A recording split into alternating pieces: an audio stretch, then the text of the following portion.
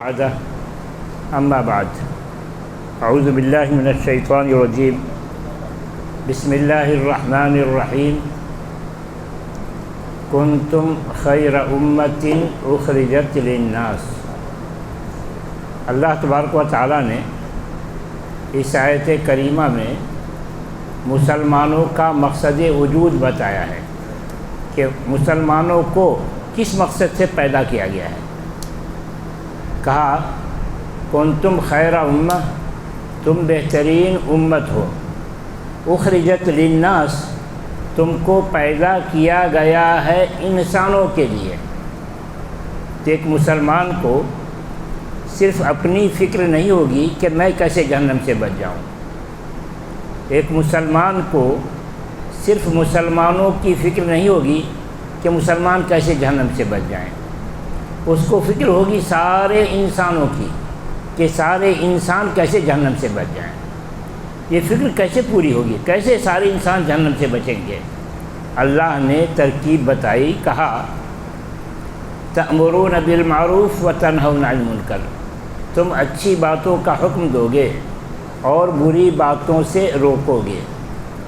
جب لوگوں کو برائی سے روکا جائے گا اور وہ برائی سے رکیں گے تو جہنم میں نہیں جائیں گے، کہ جہنم برے لوگوں کے لیے تیار کی گئی ہے۔ اور جب لوگوں کو اچھی باتوں کا حکم دیا جائے گا اور لوگ اچھائی کو اپنائیں گے تو جنت میں جائیں گے، کہ جنت اچھے لوگوں کے لیے تیار کی گئی ہے۔ تو مسلمانوں کا کام اپنے آپ کو اور سارے انسانوں کو جہنم سے بچانا، جنت میں لے جانے کی کوشش کرنا ہے۔ کس کے ذریعے سے؟ امر بالمعروف اور نہی عن المنکر کے ذریعے، اچھی باتوں کا حکم دے کر اور بری باتوں سے روک کر۔ اچھی باتیں تو بہت ساری ہیں، نماز پڑھو، روزہ رکھو، سچ بولو، ساری اچھی باتوں میں سب سے اچھی بات کیا ہے، سب سے ٹاپ میں کیا ہے؟ ہم اور آپ مشورے کے لیے بیٹھے ہیں تو کسی کی رائے کچھ ہو، کسی کی رائے کچھ ہو، اختلاف ہو جائے۔ اللہ تعالیٰ نے اختلاف کو ختم کرتے ہوئے خود ہی متعین کر دیا کہ سب سے اچھی بات کیا ہے۔ کہ اللہ تعالیٰ نے وَمَنْ أَحْسَنُ قَوْلًا مِّمَّنْ دَعَا إِلَى اللَّهِ وَعَمِلَ صَالِحًا وَقَالَ إِنَّنِي مِنَ الْمُسْلِمِينَ۔ اس سے اچھی بات کس کی ہو سکتی ہے؟ جو اللہ کی طرف بلائے اور خود اچھا کام کرے اور کہے میں مسلمانوں میں سے ہوں۔ تو ایک مسلمان کا سب سے اچھا کام اللہ کی طرف بلانا ہے۔ اللہ کی طرف بلانے کا کیا مطلب؟ اللہ کی طرف بلانے کا مطلب اللہ کے بتائے ہوئے راستے کی طرف بلانا، کہ اللہ تعالیٰ نے کہا ادعو الی سبیل ربک، اپنے رب کے راستے کی طرف بلاؤ۔ رب کا بتایا ہوا راستہ کیا ہے؟ رب کا بتایا ہوا راستہ دین اسلام ہے۔ اللہ تعالیٰ نے کہا ان الدین عند اللہ الاسلام، اللہ تعالیٰ کے نزدیک قابل قبول دین اسلام ہے۔ دین اسلام کے علاوہ، دین اسلام کے علاوہ اللہ تعالیٰ کو کوئی دین قبول نہیں۔ کیا دلیل؟ دلیل کہا اللہ تعالیٰ نے وَمَن يَبْتَغِ غَيْرَ الْإِسْلَامِ دِينًا فَلَن يُقْبَلَ مِنْهُ، اور جو شخص اسلام کے علاوہ کسی اور دین کو اختیار کرے گا تو اس سے ہرگز قبول نہیں کیا جائے گا۔ کہ اللہ تعالیٰ کو صرف دین اسلام ہی محبوب اور پسندیدہ ہے۔ کہ اللہ تعالیٰ نے وَرَضِيتُ لَكُمُ الْإِسْلَامَ دِينًا، میں تم سب کے لیے دین اسلام سے راضی ہو گیا۔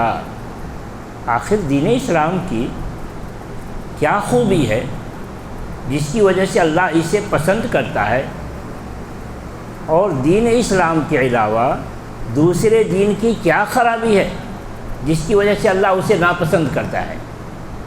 دین اسلام کی سب سے بڑی خوبی جس کی وجہ سے اللہ اسے پسند کرتا ہے توحید ہے۔ دین اسلام کے علاوہ دوسرے دین کی سب سے بڑی خرابی جس کی وجہ سے اللہ اسے ناپسند کرتا ہے شرک ہے۔ توحید کیا ہے؟ توحید یہ ہے کہ اللہ ایک ہے، وہی سب کا خالق و مالک ہے، اس لیے عبادت اسی کی جائے۔ کہا اللہ تعالیٰ نے ذالکم اللہ ربکم لا الہ الا ہو خالق کل شیء فاعبدوہ۔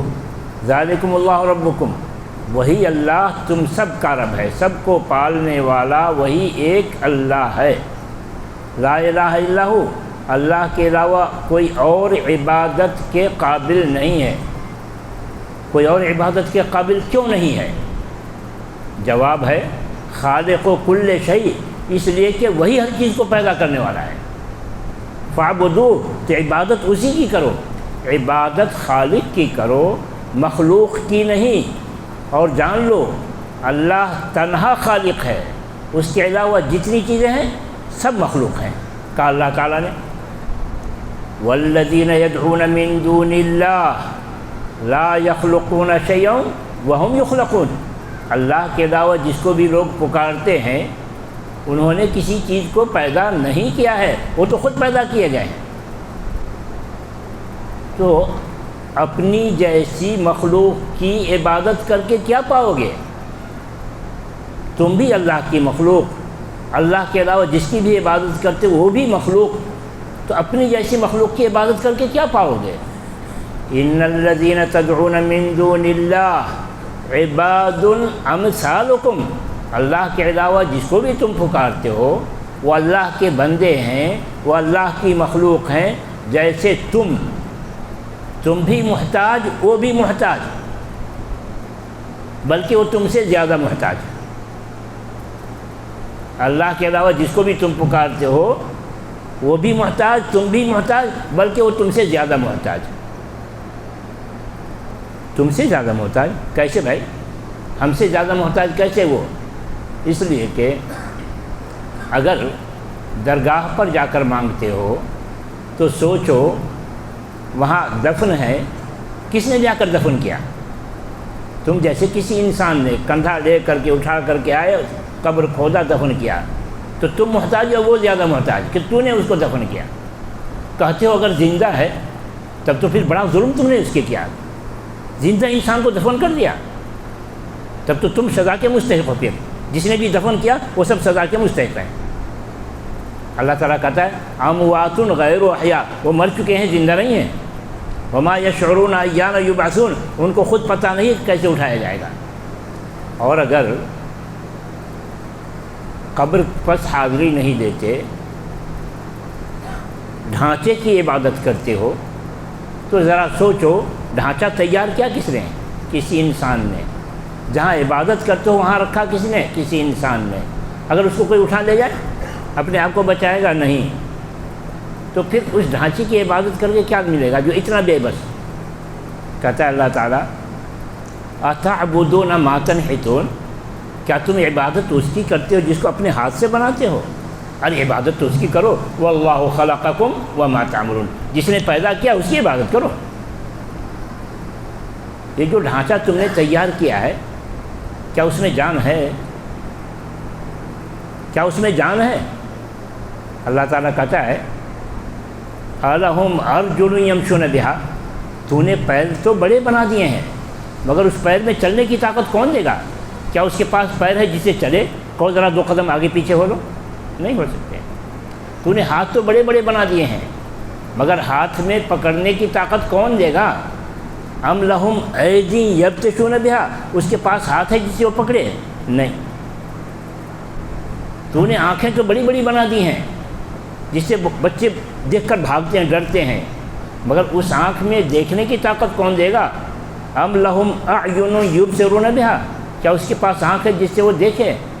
تو نے کان تو خوب بنا دیے ہیں مگر اس کان میں سننے کی طاقت کون دے گا؟ ام لہم آذان یسمعون بہا، کیا اس کے پاس کان ہے جس سے سنے؟ یہ سب کچھ نہیں، تو پھر اس کی عبادت کر کے کیا پاؤ گے؟ ابراہیم علیہ السلام نے بڑے اچھے نرم انداز میں اپنے باپ کو سمجھایا، یا بتے لما تعبدو ما لا یسمع ولا یبصر ولا یغنی عنک شیئا، ابا جان ایسی چیز کی عبادت کیوں کرتے ہیں جو نہ سنے نہ دیکھے اور نہ آپ کے کوئی کام آ سکے؟ اسی کو کہتے ہیں توحید کی دعوت، اسی کو کہتے ہیں توحید کی دعوت، کہ اللہ ایک ہے، وہی سب کا خالق و مالک ہے، عبادت اسی کی جائے۔ اسی دعوت کے لیے اللہ تعالیٰ نے سارے رسولوں کو بھیجا، سارے رسولوں کو اسی کام کے لیے بھیجا۔ کیا دلیل؟ کہا اللہ تعالیٰ نے وَلَقَدْ بَعَثْنَا فِي كُلِّ أُمَّةٍ رَسُولًا أَنِ اعْبُدُوا اللَّهَ وَاجْتَنِبُوا الطَّاغُوتَ، ہم نے ہر قوم میں رسول بھیجا، ان کا کام تھا کہ وہ لوگوں کو بتائیں اعبدوا اللہ، اللہ کی ہی عبادت کرو، واجتنبوا الطاغوت، اور غیر اللہ کی عبادت سے بچو، شرک چھوڑو۔ یہی کام محمد الرسول اللہ صلی اللہ علیہ وسلم کے حوالے کیا گیا۔ کہا اللہ تعالیٰ نے قل انما امرت ان اعبد اللہ ولا اشرک بہ، آپ کہہ دیجئے مجھ کو تو اسی بات کا حکم دیا گیا ہے کہ میں اللہ کی ہی عبادت کروں اور اس کے ساتھ کسی کو شریک نہ کروں، یعنی میں توحید پر قائم ہو جاؤں۔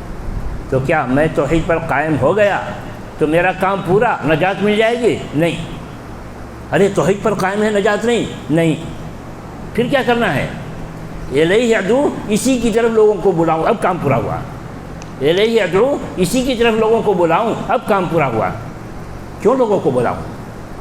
مجھ کو لوگوں سے کیا لینا دینا ہے؟ وَإِلَيْهِ مَآبٌ، لوٹ کر اللہ کے پاس جانا ہے۔ اللہ پوچھے گا کہ ہم نے جو کام تیرے حوالے کیا تھا وہ کر کے آئے ہو، تو میں کیا جواب دوں گا؟ اس لیے مجھے تو یہ کرنا ہی ہے، کوئی مانے نہ مانے میں تو یہ کروں گا۔ اور یہی کام مسلمانوں کے حوالے کیا گیا، یہی کام مسلمانوں کے حوالے کیا گیا۔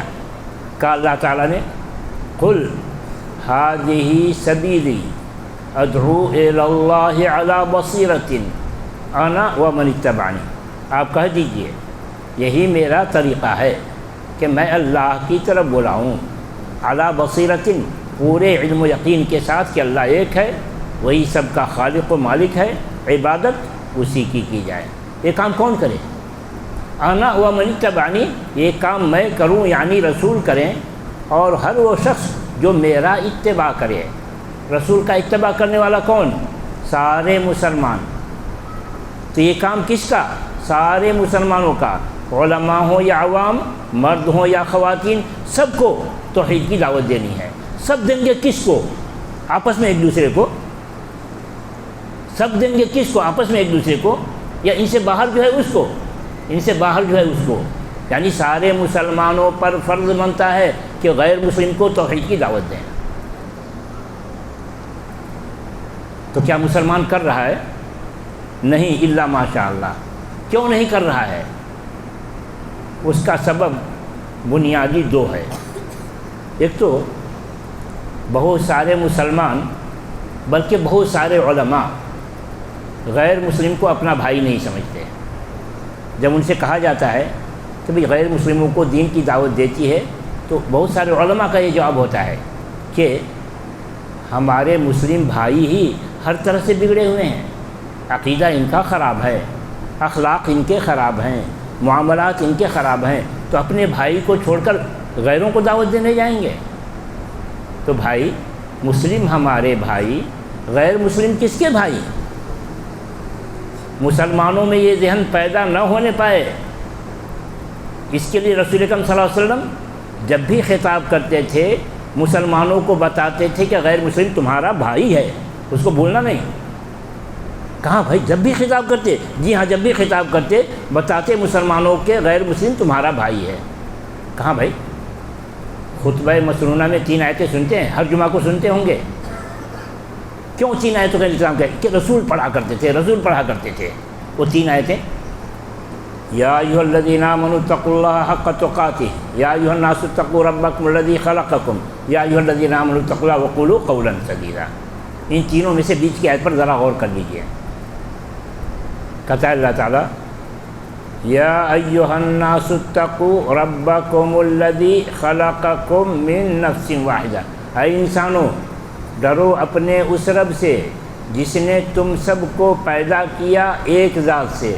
سارے انسانوں کو اللہ نے ایک ذات سے پیدا کیا۔ وہ ذات کون؟ آدم۔ سارے انسان کس کی اولاد؟ آدم کی اولاد۔ مسلم بھی آدم کی اولاد، غیر مسلم بھی آدم کی اولاد۔ آدم کا جو خون مسلمان میں دوڑ رہا ہے، آدم کا وہی خون غیر مسلم میں دوڑ رہا ہے۔ تو یوں کہیے ایک مسلم کا غیر مسلم کے ساتھ خونی رشتہ ہے، اور بات سے فطری نہیں کہ سب کے باپ ایک ہیں، سب کی ماں بھی ایک۔ کہتا ہے اللہ تعالیٰ یا ایھا الناس انا خلقناکم من ذکر و انثی، اے انسانوں ہم نے تم سب کو پیدا کیا ایک مرد سے وہ آدم، ایک عورت سے وہ حوا۔ سارے انسان مسلم غیر مسلم سب کے باپ آدم، سب کی ماں حوا، تو سب ایک ماں باپ کے ہیں، کیسے غیر؟ یہاں کچھ لوگ کہتے ہیں تو اچھا غیر مسلم کو بھائی کہا جا سکتا ہے، سب ایک ماں باپ کے تو بھائی ہیں، ہر انسان بھائی بھائی، ہر انسان بھائی بھائی۔ اس جملے پر بعض علماء کو اعتراض ہوتا ہے، ہر انسان بھائی بھائی کیسے؟ اللہ تعالیٰ تو کہتا ہے انما المؤمنون اخوہ، مومن ہی آپس میں، انما حصر کے لیے آتا ہے، علماء عربی سے واقف لوگ کہتے ہیں انما حصر کے لیے آتا ہے، حصر کا مطلب محدود کرنا، انما المؤمنون اخوہ کا مطلب ہوا مومن ہی آپس میں بھائی بھائی، تو کیسی بات کرتے ہیں غیر مسلم بھی بھائی؟ اور کہتے ہیں حدیث میں بھی تو یہی ہے، حدیث میں بھی ہے المسلم اخو المسلم، الف لام ابتدا پر داخل ہو تو اختصاص کا فائدہ دیتا ہے، مطلب ہوا مسلم ہی مسلم کا بھائی، تو کیسی بات کرتے ہیں غیر مسلم بھی مسلم کا بھائی؟ بھائی میں کیا کہتا ہوں، میں نے تو ایسی پڑھی ترجمہ کیا کہ سب کے باپ ایک، سب کی ماں ایک، ہر انسان بھائی بھائی، تو پھر اس آیت کا کیا جواب اور اس حدیث کا کیا جواب؟ اس آیت کا جواب انما صرف حصر کے لیے نہیں اختصاص کے لیے بھی آتا ہے، یعنی مطلب یہ ہوا کہ مومن مومن کا خصوصی بھائی، مسلم مسلم کا خصوصی بھائی، اور مسلم غیر مسلم کا انسانی بھائی۔ یہ خصوصی بھائی کو یہ بدل دیجئے تعبیر، مسلم مسلم کا اسلامی بھائی، مسلم غیر مسلم کا انسانی بھائی۔ ارے یہ تقسیم کہاں سے آ گئی؟ ہے کیا کہیں اس کی دلیل؟ جی ہاں دلیل ہے، کہاں ہے؟ پڑھی آیت۔ اللہ تعالیٰ نے کہا فَإِن تَابُوا وَأَقَامُوا الصَّلَاةَ وَآتَوُا الزَّكَاةَ فَإِخْوَانُكُمْ فِي الدِّينِ، اگر یہ شرک سے توبہ کرتے ہیں، نماز ادا کرتے ہیں، زکوٰۃ ادا کرتے ہیں، تو یہ تمہارے دینی بھائی یعنی اسلامی بھائی، اور اگر یہ شرک سے توبہ نہیں کرتے تو انسانی بھائی تو اپنی جگہ ہیں، انسانی بھائی سے انکار نہیں۔ اچھا تو انسانی بھائی الگ، اسلامی بھائی الگ، حکم میں بھی کوئی فرق پڑتا ہے؟ ہاں فرق پڑتا ہے۔ کیا فرق پڑتا ہے؟ فرق پڑتا ہے اسلامی بھائی کی بنیاد پر ایک دوسرے کے وارث ہوں گے۔ یہاں اسلامی خود کام کرے گی، خونی رشتہ کام نہیں کرے گا۔ اگر باپ مسلم ہے بیٹا کافر ہو گیا، باپ کافر ہے بیٹا مسلم ہو گیا، ایک دوسرے کے وارث نہیں ہوں گے۔ خونی رشتہ تو ہے مگر وراثت نہیں کرے گی۔ کیا دلیل؟ دلیل کہا رسول اکرم صلی اللہ علیہ وسلم نے لا یرث المسلم الکافر، مسلم کافر کا وارث نہیں ہوگا، ولا الکافر المسلم، اور نہ مسلم کافر کا وارث ہوگا، ورنہ کافر مسلم کا وارث ہوگا۔ تو یہاں اسلامی اخوت چاہیے، خونی رشتہ کافی نہیں ہوگا۔ اور اسلامی اخوت کی بنیاد پر نکاح ہوگا، مسلم کا نکاح غیر مسلم عورت سے جائز نہیں، گرچہ کہ خونی ہے رشتہ ہے، انسان ہے وہ بھی، مگر مسلم مرد کے لیے غیر مسلم عورت سے نکاح جائز نہیں۔ یہاں اسلامی اخوت چاہیے۔ کہا اللہ تعالیٰ نے وَلَا تَنْكِحُوا الْمُشْرِكَاتِ حَتَّى يُؤْمِنَّ، تم مشرک عورت سے نکاح مت کرو جب تک کہ وہ ایمان نہ لائے۔ وَلَا تُنْكِحُوا الْمُشْرِكِينَ حَتَّى يُؤْمِنُوا، تم اپنی مومن عورت کا نکاح کسی مشرک سے مت کرو جب تک کہ وہ ایمان نہ لائے۔ تو یہاں اسلامی اخوت چلے گی، انسانی اخوت نہیں کام آئے گی۔ اچھا تو انسانی اخوت پر کیا ملے گا اس کو؟ انسانی بھائی ہونے کے ناطے اس کا کیا حق بنتا ہے؟ انسانی بھائی ہونے کے ناطے ہر انسان کو اللہ تعالیٰ نے جینے کا حق دیا ہے۔ کسی انسان کے لیے جائز نہیں کہ کسی انسان کا خون ناحق بہائے، یوں کہ کسی مسلم کے لیے جائز نہیں کہ کسی غیر مسلم کو ناحق قتل کرے، کہ اللہ تعالیٰ نے کہا وَمَنْ قَتَلَ نَفْسًا بِغَيْرِ نَفْسٍ أَوْ فَسَادٍ فِي الْأَرْضِ فَكَأَنَّمَا قَتَلَ النَّاسَ جَمِيعًا، جس نے کسی بھی انسان کو قتل کیا اس نے سارے انسان کو قتل کیا، اس کا جرم سارے انسانوں کے قتل کرنے کے برابر۔ تو کیا مسلم غیر مسلم کو قتل نہیں کر سکتا؟ نہیں کر سکتا۔ پھر اس آیت کا کیا جواب؟ اللہ تعالیٰ کہتا ہے فَإِذَا انْسَلَخَ الْأَشْهُرُ الْحُرُمُ فَاقْتُلُوا الْمُشْرِكِينَ حَيْثُ وَجَدتُّمُوهُمْ وَخُذُوهُمْ وَاحْصُرُوهُمْ وَاقْعُدُوا لَهُمْ كُلَّ مَرْصَدٍ، حرمت کے مہینے گزر جائیں تو فَاقْتُلُوا الْمُشْرِكِينَ حَيْثُ وَجَدتُّمُوهُمْ، مشرکین کو قتل کرو جہاں کہیں پاؤ، وَخُذُوهُمْ ان کو پکڑو، وَاحْصُرُوهُمْ ان کو گھیرو، وَاقْعُدُوا لَهُمْ كُلَّ مَرْصَدٍ ہر راستے کے نکڑ پر بیٹھ جاؤ، جو ملے پکڑو مارو۔ کیسے مسلم کو غیر مسلم کو نہیں مارا جا سکتا؟ یہ آیت کیا کر رہی ہے؟ تو بھائی اس آیت کا تعلق ان مشرکوں سے ہے جو مسلمانوں سے جنگ کر رہے تھے، اس آیت کا تعلق ان مشرکوں سے ہے جو مسلمانوں سے جنگ کر رہے تھے، رہے وہ مشرک جو مسلمانوں سے جنگ نہیں کرتے اس کو مارنے کی اجازت نہیں ہے۔ کیا دلیل؟ کہ وہ مشرک جو مسلمانوں سے جنگ نہیں کرتے ان کو مارنے کی اجازت نہیں ہے۔ کیا دلیل؟ دلیل اسی کے فوراً بعد کی آیت، اسی کے فوراً بعد کیا آیت آتے ہیں وَإِنْ أَحَدٌ مِّنَ الْمُشْرِكِينَ اسْتَجَارَكَ فَأَجِرْهُ حَتَّى يَسْمَعَ كَلَامَ اللَّهِ، اگر کوئی مشرک تم سے پناہ طلب کرے فَأَجِرْهُ تو اس کو پناہ دو، حتیٰ یسمع کلام اللہ، یہاں تک کہ وہ اللہ کی بات سنے، یہاں تک کہ وہ دین اسلام کو سمجھے۔ سمجھا دیا، اب سمجھا دینے کے بعد کیا کرو؟ اب کہو دین تو سمجھ میں آ گیا، اسلام قبول کرتے ہو یا مار دوں؟ نہیں، سمجھانے کے بعد کیا کرو؟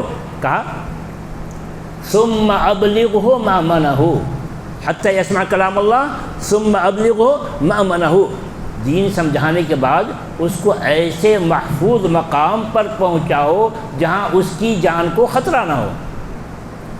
اگر مارنے کی اجازت ہوتی تو دین سمجھانے کے بعد پھر وہاں بھیجنے کی کیا ضرورت ہے؟ کہا جا رہا ہے ثم ابلغہ مأمنہ، پھر اس کو ایسے مقام پر پہنچاؤ جہاں اس کی جان کو خطرہ نہ ہو۔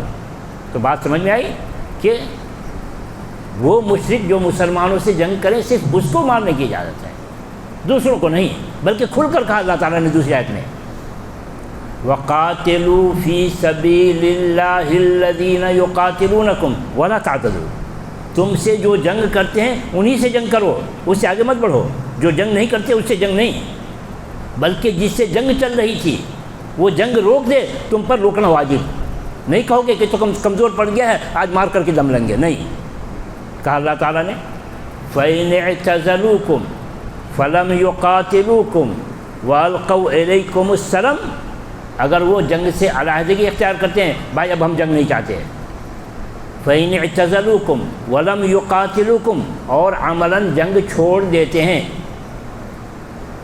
وَأَلْقَوْا إِلَيْكُمُ السَّلَامَ وہ کہتے ہیں بھائی ہم صلح کے ساتھ رہنا چاہتے ہیں اب جنگ بس کرو، وَأَلْقَوْا إِلَيْكُمُ السَّلَامَ فَمَا جَعَلَ اللَّهُ لَكُمْ عَلَيْهِمْ سَبِيلًا، اللہ تعالیٰ نے تمہارے لیے کوئی راستہ نہیں رکھا ہے کہ ان پر حملہ جاری رکھو، نہیں۔ تو اس طریقے سے جس آیت سے لوگ کہتے کہ مسلمانوں کو تو حکم ہے مشرک کو ختم کرو، وہ مشرک ہیں جو جنگ کرتے تھے، جو جنگ نہیں کرتے ان کے ساتھ جنگ نہیں۔ تو بہرحال ہم تو چلے تھے کس سے کہ انسان ہونے کے ناطے کیا حق بنتا ہے، ہر انسان کو جینے کا حق ہے، ہر انسان کو دین کی آزادی ہے، اسلام نے ہر انسان کو دین کی آزادی دی ہے، کہ اللہ تعالیٰ نے لا اکراہ فی الدین، دین پر کسی کو مجبور نہیں کیا جائے گا، تم دین اسلام گرچہ کے حق ہے، دین اسلام گرچہ کے حق ہے، تم بتاؤ گے مجبور نہیں کرو گے۔ اللہ تعالیٰ کہتا ہے اگر دین اسلام پر لوگوں کو مجبور کرنا ہوتا تو ہم اس کے لیے کافی تھے، تمہاری کیا ضرورت ہے؟ کہاں کہتا ہے، پڑھیے، کہتا ہے اللہ تعالیٰ وَلَوْ شَاءَ رَبُّكَ لَآمَنَ مَنْ فِي الْأَرْضِ كُلُّهُمْ جَمِيعًا، اگر تیرا رب چاہتا تو زمین پر جتنے لوگ ہیں سب کے سب ایمان لے آتے۔ اللہ کے لیے کون سا مشکل تھا یہ؟ أَفَأَنْتَ تُكْرِهُ النَّاسَ حَتَّى يَكُونُوا مُؤْمِنِينَ، تو کیا آپ لوگوں کو مجبور کریں گے یہاں تک کہ وہ ایمان لے آئیں؟ نہیں، آپ کو اس کی اجازت نہیں ہے۔ تو پھر آپ کا کام کیا؟ آپ کا کام فذکر انما انت مذکر، آپ نصیحت کیجیے، آپ دین بتائیے، آپ کا کام بس نصیحت کرنا ہے۔ لست علیہم بمسیطر، آپ کا کام زبردستی نہیں کرنا ہے، آپ مسلط نہیں کیے گئے ہیں۔ تو مسلمانوں کا کام دین لوگوں تک پہنچانا ہے، زبردستی نہیں، جنگ نہیں، لڑائی نہیں۔ یہاں تو کرتے کہ ہر انسان کو اللہ تعالیٰ نے شریعت اسلامیہ نے، جس کو اللہ نے اتارا ہے، ہر انسان کو جینے کا حق دیتا ہے، ہر انسان کو دین کی آزادی دیتا ہے، ہر انسان کی عزت و آبرو کی حفاظت کرتا ہے۔ جیسے زنا کسی مسلم عورت کے ساتھ حرام ہے، ویسے ہی غیر مسلم عورت کے ساتھ بھی حرام۔ ہر انسان کے مال کو تحفظ دیا ہے اسلام نے۔ جیسے کسی مسلم کے مال کو چوری کرنا حرام، ویسے ہی غیر مسلم کے مال کو چوری کرنا حرام۔ تو یہ انسانی حقوق ہیں، ان کا مزید حق بنتا ہے انسان ہونے کے ناطے کہ جیسے ہم اپنی فکر کرتے ہیں کیسے جہنم سے بچیں، ان کو بھی جہنم سے بچانے کی کوشش کریں۔ اگر نہیں ہم کرتے تو ہم امانت میں خیانت کرتے ہیں، ہم امانت میں خیانت کرتے ہیں۔ اللہ تعالیٰ نے کہا ان اللہ یامرکم ان تؤدوا الامانات الی اہلھا، اسلام کی امانت ہمارے حوالے کی گئی ہے اور کہا گیا ہے لوگوں کو پہنچاؤ، نہیں پہنچاؤ تو خیانت، پہنچاؤ گے تو خیانت۔ اتنا ہی نہیں، ہم یہ دعویٰ کریں کہ ہم تو سچے مومن، ہم پکے مومن، ہم تو سنت کے شہدائی، یہ سارے دعوے جھوٹے ہو جائیں گے۔ ارے غیر مسلم کو دعوت نہیں دیں گے تو یہ سارے دعوے جھوٹے ہو جائیں گے؟ جی بالکل جھوٹے ہو جائیں گے۔ کیسے بھائی؟ ہماری نماز ویسے نہیں ہوتی جیسے اللہ کے رسول پڑھتے تھے، ہمارا روزہ ویسے نہیں جیسے اللہ کے رسول کرتے تھے۔ یہ سب نمبر 2 ہے، نمبر 1 میں کیوں نہیں کرتے؟ ہماری دعوت تو ویسی ہوگی جیسے اللہ کے رسول کرتے تھے، نمبر 1 پر وہ ہے۔ لا الہ الا اللہ کہو اور دوسروں کو پہنچاؤ، یہ نمبر 1۔ نماز کی دعوت نمبر 2، زکوٰۃ کی نمبر 3، حج کی روزے کی بعد، اس کے بعد نمبر 1 کرتا ہے۔ کیا دلیل ہے اس نمبرنگ کے لیے؟ یہ جو نمبر 1 کہہ رہے ہیں، نمبر 2 کہہ رہے ہیں، نمبر 3 کہہ رہے ہیں، اس نمبرنگ کے لیے کیا دلیل ہے؟ دلیل رسول اکرم صلی اللہ علیہ وسلم نے معاذ رضی اللہ عنہ کو یمن بھیجا تو کیا نصیحت کر کے بھیجا؟ نصیحت کر کے بھیجا انک تأتی قوما اہل کتاب فلیکن اول ما تدعوہم الیہ ان یشہدوا ان لا الہ الا اللہ۔ آپ جا رہے ہیں ایسی قوم کے پاس جو اہل کتاب ہے۔ اہل کتاب کا مطلب ہوتا ہے کہ اس کا ایمان اللہ پر ہے، اس کا ایمان رسول پر ہے، اس کا ایمان اللہ کی کتاب پر ہے، اس کا ایمان فرشتوں پر ہے۔ پھر کیا کمی؟ کمی اس بات کی کہ وہ محمد صلی اللہ علیہ وسلم کو رسول نہیں مانتا، وہ قرآن کو اللہ کی کتاب نہیں مانتا۔ تو آپ نصیحت کر رہے ہیں کہ آپ جا رہے ہیں ایسی قوم کے پاس جو اہل کتاب ہے، تو آپ کی سب سے پہلی دعوت یہ ہو ان یشہدوا ان لا الہ، کہ توحیدی دعوت ہو سب سے پہلے۔ اگر یہ مان لیں، توحید کو مان لیں، کا فَإِنْهُمْ أَطَاعُوا لِذَلِكَ، اگر اس بات کو مان لیں تو نمبر 2 پر یہ کام کہو فَأَخْبِرْهُمْ أَنَّ اللَّهَ افْتَرَضَ عَلَيْهِمْ 5 صلوات فی اليوم واللیلہ۔ توحید کو مان لیں تو پھر بتاؤ کہ اللہ تعالیٰ نے دن و رات میں 5 وقت کی نماز فرض کی ہے۔ یہ مان لیں تو نمبر 3 پر چلو، ان کو بتاؤ کہ اللہ تعالیٰ نے ان پر زکوٰۃ فرض کی ہے جو ان کے مالداروں سے لی جائے گی اور غریبوں میں تقسیم کی جائے گی۔ تو نمبر 1 کو چھوڑ کر کے ہم کہیں ہم سچے مسلمان؟ کیسے؟ ذرا سوچئے تو ہم یہ سنت کے شہدائی ہونے کا دعویٰ کیسے کر سکتے ہیں؟ رسول اکرم صلی اللہ علیہ وسلم کو غیر مسلموں کی دعوت کی فکر کیسی، ان کو جہنم سے بچانے کی فکر کیسی تھی کہ سنیے اللہ کیا کہتا ہے. کہتا ہے اللہ تعالیٰ لعلک باخع نفسک علی آثارہم ان لم یؤمنوا بہذا الحدیث اسفا. ایسا معلوم ہوتا ہے کہ آپ ان غیر مسلموں کے پیچھے اپنے آپ کو ہلاک کر لیں گے. ان لم یؤمنوا، اگر وہ ایمان نہ لائیں، اسفاً مارے غم کے، وہ ایمان نہ لائیں تو آپ کو کس بات کا غم؟ وہ ایمان نہ لائیں تو آپ کو کس بات کا غم؟ غم اس بات کا کہ ہمارا انسانی بھائی شرک پر مر کر آگ میں جلے گا. ہمارا انسانی بھائی شرک پر مر کر آگ میں جلے گا. کیا دلیل کہ رسول اکرم صلی اللہ علیہ وسلم کو یہی غم ستا رہا تھا اور یہی فکر کھائے جا رہی تھی. دلیل رسول اکرم صلی اللہ علیہ وسلم غیر مسلم سے اپنی کیفیت بیان کرتے ہوئے کہتے ہیں میری مثال اور تمہاری مثال ایسی ہے جیسے کہ کوئی شخص آگ جلائے، اس آگ میں کیڑے مکوڑے گرنے لگیں تو کیڑوں کو ہٹا رہا ہے، ہٹو ہٹو آگ ہے جل جاؤ گے، ہٹو ہٹو. رسول کہتے ہیں میری کیفیت ایسی ہے انی لآخذ بحجزکم عن النار، میں تمہاری کمر پکڑ کے کھینچ رہا ہوں کہ آگے آگ ہے، شرک پر مرو گے جلو گے اس میں. قولوا لا الہ الا اللہ، کہو لا الہ بچ جاؤ گے، کہو لا الہ بچ جاؤ گے. اس فکر کے بغیر ہم کیسے سنت کے شہدائی ہیں؟ اور جبکہ ہمارا مقصد وجود یہی بتایا گیا ہے. تو بھائیوں، ہم سب پر فرض بنتا ہے کہ غیر مسلم کو اپنا بھائی سمجھیں، ان کو بھی جہنم سے بچانے کی کوشش کریں. اگر نہیں کرتے تو، ابھی نہیں کرتے تو سن لو اللہ تعالیٰ کیا کہتا ہے وَمَنْ أَظْلَمُ مِمَّنْ كَتَمَ شَهَادَةً عِنْدَهُ مِنَ اللَّهِ. اس سے بڑا ظالم کون ہوگا جو چھپائے اس شہادت کو جو اس کو اللہ کی جانب سے دی گئی ہے. اللہ نے کس کو شہادت دینے کے لیے، گواہی دینے کے لیے کہا ہے؟ مسلمان کو. کیا دلیل؟ وَكَذَلِكَ جَعَلْنَاكُمْ أُمَّةً وَسَطًا لِتَكُونُوا شہداء. مسلمان غیر مسلم پر کیا گواہی دے گا؟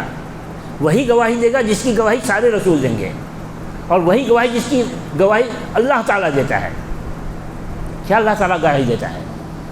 شہد اللہ انہ لا الہ الا ھو والملائکۃ واولو العلم قائما بالقسط. اللہ گواہی دے رہا ہے کہ اللہ کے علاوہ کوئی اور عبادت کے قابل نہیں ہے. فرشتے گواہی دے رہے ہیں اور اہل علم گواہی دے رہے ہیں، اور یہی گواہی سارے رسول دیں گے. عیسیٰ علیہ السلام کہیں گے ما قلت لهم الا ما امرتنی به ان اعبدوا اللہ ربی وربکم وکنت علیہم شہیدا ما دمت فیہم. اے اللہ، میں نے تو ان کو وہی باتیں بتائیں جن کا حکم تو نے مجھے دیا تھا. کیا؟ کہ لوگوں اللہ کی ہی عبادت کرو جو میرا رب ہے اور تم سب کا رب ہے. وَكُنْتُ عَلَيْهِمْ شَهِيدًا مَا دُمْتُ فِيهِمْ. جب تک میں ان کے درمیان رہا میں اس بات کی گواہی دیتا رہا، لوگوں کو پہنچاتا رہا. مسلمانوں کو بھی یہی کرنا ہے. نہیں کرتا ہے تو اس سے بڑا مجرم کوئی نہیں. اس جرم کی سزا جو دیکھ رہے ہیں، کہتا ہے اللہ تعالیٰ إِنَّ الَّذِينَ يَكْتُمُونَ مَا أَنزَلْنَا مِنَ الْبَيِّنَاتِ وَالْهُدَى مِن بَعْدِ مَا بَيَّنَّاهُ لِلنَّاسِ فِي الْكِتَابِ. بے شک وہ لوگ جو چھپاتے ہیں اس واضح دلیل اور ہدایت کو جس کو ہم نے کتاب میں اتارا سارے انسانوں کے لیے. اللہ تعالیٰ نے قرآن اتارا سارے انسانوں کے لیے. مسلمان کہتا ہے قرآن ہماری کتاب غیر مسلم چھونے نہ پائے. اللہ تعالیٰ کہتا ہے شہر رمضان الذی انزل فیہ القرآن ھدی للناس. اللہ نے محمد الرسول اللہ صلی اللہ علیہ وسلم کو بھیجا سارے انسانوں کے لیے. مسلمان کہتا ہے محمد ہمارے رسول. اللہ کہتا ہے قل یا ایھا الناس انی رسول اللہ علیکم जमीअन, आप ऐलान कीजिए इंसानों में तुम सब का रसूल हूँ। मुसलमान कहता है मोहम्मद हमारे रसूल, उसको बताता ही नहीं कि ये रसूल तुम्हारे भी हैं, उनको फॉलो करो, जन्नत में जाओगे। नतीजा क्या होगा इस्लाम को छुपाने का? उलाइक यलअनुहुमुल्लाह, ऐसे लोगों पर अल्लाह की लानत होती है, अल्लाह का अज़ाब आता है। व यलअनुहुमुल लाइनून, और लोग भी इसको लानत भेजते हैं, लोग भी इसको दुश्मन समझकर सताते हैं। अब जो कुछ देख रहे हैं, हर तरफ से मुसलमान चीखो पुकार कर रहे हैं, हमको सताया जा रहा है, हमको सताया जा रहा है, सुनवाई कहीं नहीं हो रही है। यहाँ तक लोग कहते हैं हम पर जुल्म होता है, जाते हैं लिखाने के लिए तो केस ही नहीं दर्ज होता है, लोग कहते हैं। बहुत मुश्किल से केस दर्ज हो जाए तो फैसला भी हमारे खिलाफ ही आता है, मुजरिम हम ही को गर्दाना जाता है, कहते हैं ना भाई लोग। ऐसा क्यों हो रहा है? ये क्यों तुम्हारी सुनवाई नहीं हो रही है? ये अल्लाह का अज़ाब है, और अल्लाह के अज़ाब की यही अलामत है। क्या दलील भाई? अल्लाह के अज़ाब की यही अलामत है कि उसकी सुनने वाला कोई नहीं होगा। पढ़िए आयत, कहता है अल्लाह ताला वमन यलअनिल्लाहु फलन तजिद लहू नसीरा, वमन यलअनिल्लाहु फलन तजिद लहू नसीरा। अल्लाह का अज़ाब जिस पर आ जाए उसकी सुनने वाला कोई, उसकी मदद को कोई नहीं आता। तो भाइयों ये तो अल्लाह का अज़ाब आया हुआ है, बचोगे कैसे? अब ख़त्म कर दे रहा हूँ, बचोगे कैसे? लोगों की दुश्मनी कैसे ख़त्म की जाए? अल्लाह के अज़ाब को कैसे टाला जाए? अल्लाह ताला कहता है एक ही तरकीब है। क्या तरकीब है? आगे बता रहा है इल्लल्लज़ीना ताबू व असलहू व बय्यनू। हाँ, अगर ये मुसलमान तौबा करते हैं कि अल्लाह हमसे तो बड़ी गफलत हुई, हमने गैर मुस्लिम को गैर समझा, वो तो हैं हमारे भाई, अब हम तौबा करते हैं, हम उनको अपना भाई समझेंगे, उनको भी जहन्नम से बचाने की फिक्र करेंगे। कैसे करोगे? तौबा ज़ुबानी नहीं चलेगी। दीन की दावत छोड़ने के नतीजे में बहुत सारी खराबियाँ तुम्हारे अंदर आ गई, उसकी तो इस्लाह करो। तुम्हारा अक़ीदा कमज़ोर हो गया है, तुम्हारे अखलाक ख़राब हो गए, मामलात ख़राब हो गए, सबको दुरुस्त करो, उसके बाद निकलो अब काम के काबिल हुए। तो इल्लल्लज़ीना ताबू व असलहू, उनके अंदर जो खराबियाँ और कमज़ोरियाँ आ गई हैं उसको दुरुस्त किया। व बय्यनू, अब निकलते हैं बताते हैं लोगों इस्लाम सबके लिए, इस्लाम कबूल करो, ये अल्लाह का पसंदीदा दीन है, जन्नत में जाओगे। अगर ऐसा करते हो तो अल्लाह ताला कहता है अब हम तौबा कबूल करेंगे। फ़उलाइका अतूबु अलैहिम, मैं ऐसे लोगों की तौबा कबूल करता हूँ। व अना तव्वाबुर रहीम, मैं ही तौबा कबूल करने वाला हूँ, मैं रहम करने वाला हूँ, मैं रहम करने वाला हूँ, मेरी रहमत चाहिए, मेरा काम करो। इन तंसुरुल्लाह यंसुरकुम, अल्लाह की मदद करोगे, अल्लाह के दीन को आम करोगे, अल्लाह की मदद तुम्हारे साथ होगी। और सुन लो, जब अल्लाह की मदद तुम्हारे साथ हो गई तुम पर कोई गालिब नहीं आ सकता। वहीं यंसुरकुमुल्लाह फला गालिब लकुम, अल्लाह की मदद तुम्हारे साथ आ गई, अब तुम पर कोई गालिब नहीं आ सकता। फिर गलबा किसका होगा? नतीजा निकाल लो, नस्रुम मिनल्लाह व फतहुन करीब, अल्लाह की मदद आएगी, फतूहात तुमको हासिल होंगी।